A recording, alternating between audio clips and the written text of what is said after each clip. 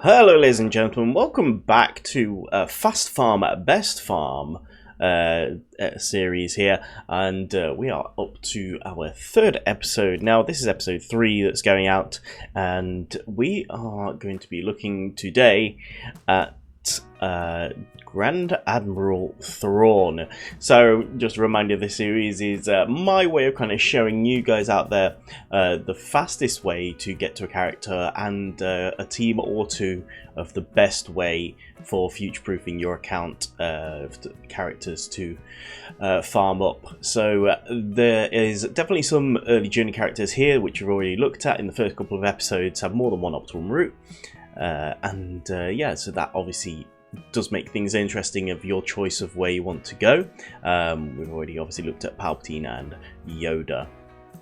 And then do bear in mind that this is getting your characters of the farm to 7 stars, and then that will mean obviously then you have to do your gear and stuff after that to get them to a gear that will get you through the journey event, but that will then get that character of the journey for most of these, because some obviously don't, some are only 5-star, but like especially these first bunch of them, most of them are to get the character to 7-star as well. It's also worth noting that being in a reasonable guild is helpful but not essential. You can be in a base level guild and still do a bunch of these, you know, so don't worry if you can't get into a guild doing, you know, 3rd box Naboo raid or whatever it may be. I think which is probably pretty much the average, you know, out there. Like I say, it will seriously help, but it is not absolutely essential for some of these farms that we are looking at. So Grand Admiral Thrawn today, this is going to be a much shorter one because as you can see here, there is only 7 characters to really talk about, okay, but we are going to go over and have a look at the ones we've got here. So what do we have here? We have here the fastest and the best, and there is not much difference between the two, only really one character difference here, just to make it nice and easy. Our fastest farm, and we've spoken about one of these farms already in the Palpatine video, but we are covering both here.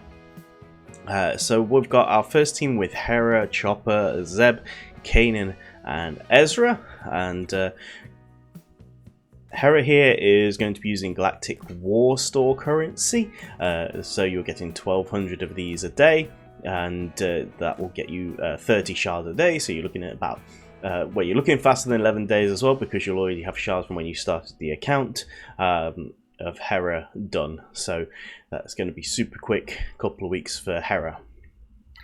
Chopper is going to be one of the longest of the 5 here in this first squad, which will take you 3 to 4 weeks potentially.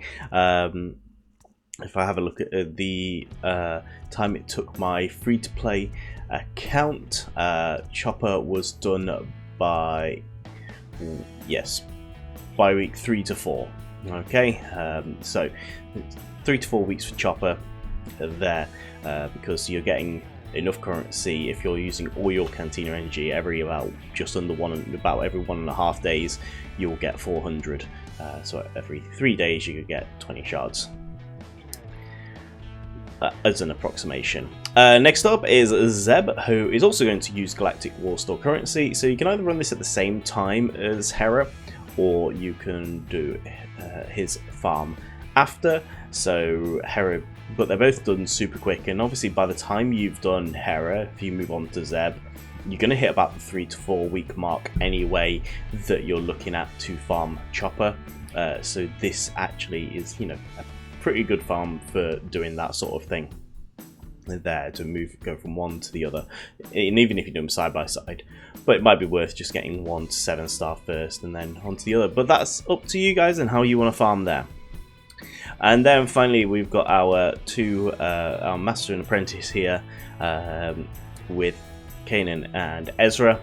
So Ezra is only available on Cantina 2B, so you're going to be farming these two together here in the Cantina battles. You obviously can use currency to make Kanan's farm a little bit quicker, but until I would say you've got Ezra to 7 stars, if Ezra gets there first, let's say, depending on drop rate, you probably want to save this currency, especially guild events, so you can save your guild events or currency and your squad arena currency and spend it on other things that you may want to do on the account. We're just talking solely focusing on these things, so this frees up for other things you can do, other shards, credits maybe, if you're struggling for credits, or other things. These took me less than a week to do from a brand new account on my brand new free-to-play, which should go and watch as well. It's been really interesting so far. We just hit half a year of that at the time of me recording this. So yeah, really interesting. You can get these both to 7 stars in less than a week. So yes, super duper quick. So that's that team. Pretty bare bones and simple. This team works to do the Palpatine journey as well. Because Palpatine needs rebels, and as well this team as well, but works with Palpatine. This is the one we showed in the Palpatine video.